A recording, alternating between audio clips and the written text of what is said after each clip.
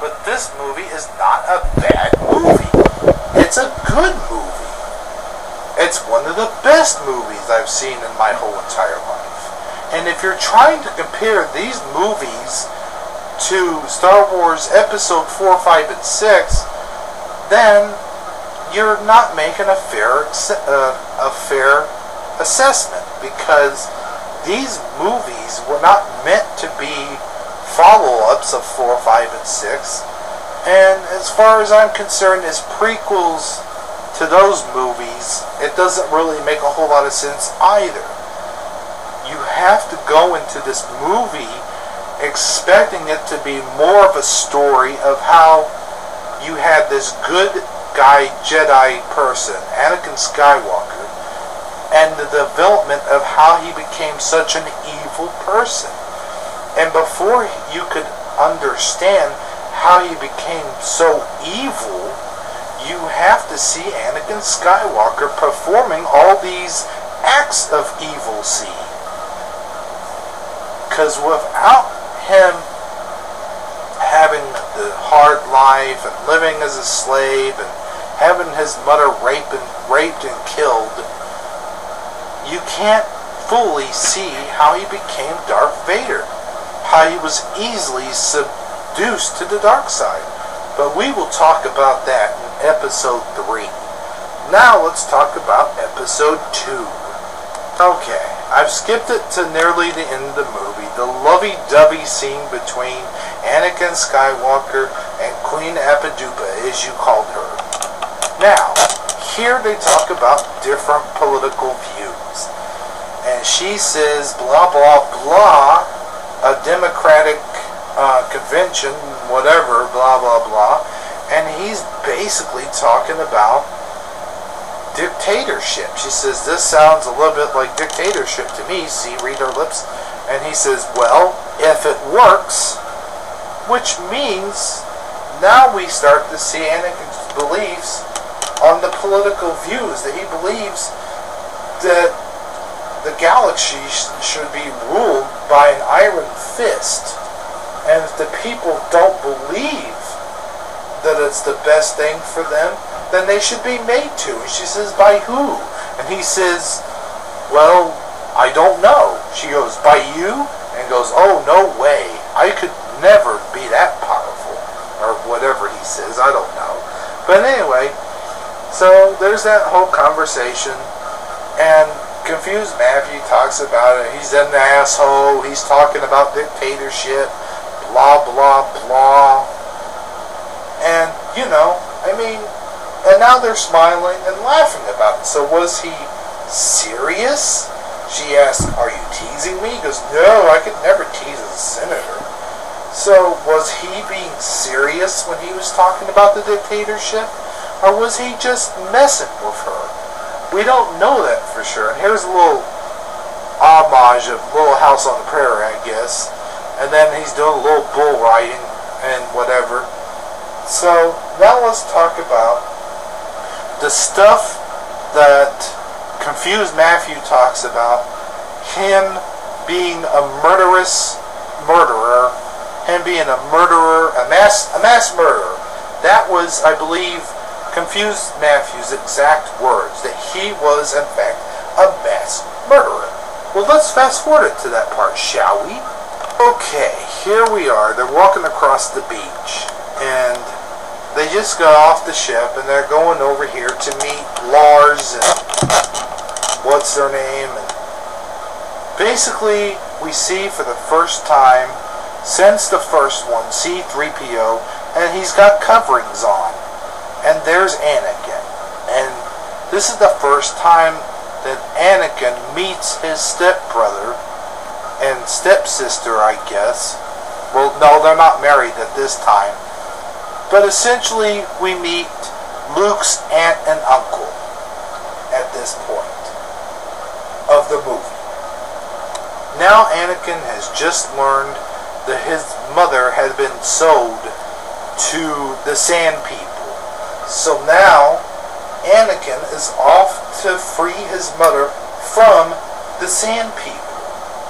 Now here's where Confused Matthew's words kick in at. So here he is, about to go free his mother. Everything seems okie dokie, right? So far, all he's doing is he's there to save his mother, who's being enslaved by the Sand People, okay? She's being enslaved by the Sand People. I had to repeat that because it sounds mildly important. She's being held captive against her will. So now he's breaking into the home.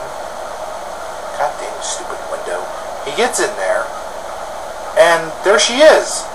She's beaten, she's bruised, she's battered, she's tied to some kind of weird crucifix type deal. I don't know what the hell this thing is. She looks like a prisoner of war from Vietnam. And we don't know if she's been raped or what. So here she is, she's halfway dead. She's almost dead. She's been beaten and raped and killed by these Sand People. These Sand People have done this to this little boy's mother. This is this little boy's mother, his mama. The woman that had him and raised him since he was a little boy. He loves her. And she says that she loves him too, blah, blah, blah. Now here is the thing I can't understand why you're confused, Matthew. Why are you confused about this scene? It's simple. They've killed his mother. They've killed her. They are no good murderers. They have murdered someone. There she is. She's dead. She is freaking dead, okay? They murdered her. So why is it so hard to believe that he slaughtered these people? They're not, first of all, let's remind the audience that these are not people. They're not even human beings.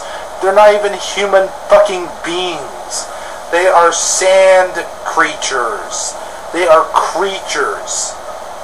They are no more than animals, as he puts it. So he comes over here. These are the people that killed his mother. So he kills them. He kills them all. Not just the men, but the women, the children, the women's children. He kills them all. Now, I am going to admit that maybe killing the children was taking it a little bit too far. A little bit too far. I'm not saying that what he did was right. But what would you do in that situation? Would you just kill all the men and say, okay, that's enough. I shouldn't have to kill anyone else? No, you would be in an outrage. He was outraged. He was in an outrage of fury. These creatures, let's stop referring to them as people. They weren't people. They were not human fucking beings. I repeated that because I felt like it deserved repeating. These sand creatures are not human fucking beings, okay? He slaughtered a bunch of animals. Creatures, okay? Creatures that killed his mother. Creatures that shoot at people for no apparent fucking reason in the first episode, and if we fast forward it all the way to the 4th episode, they kill people too. They viciously attack people, they beat them, and they rape them. So they are vicious, brutal creatures that do not deserve to fucking live. And if he killed all of those creatures, then I've got to say this. Good for him. Okay, good for Anakin. After what they did to his mother, yes, he has every damn good right to do this. And you know this, confused Matthew. You know this. Okay, now, after reviewing these episodes 1 and 2, thus so far, I've got to say that most of the things that confused Matthew has said seems to make a little bit of sense. But what he failed to realize as he was giving the review on episode 2 was Anakin Skywalker had not yet turned to the dark side.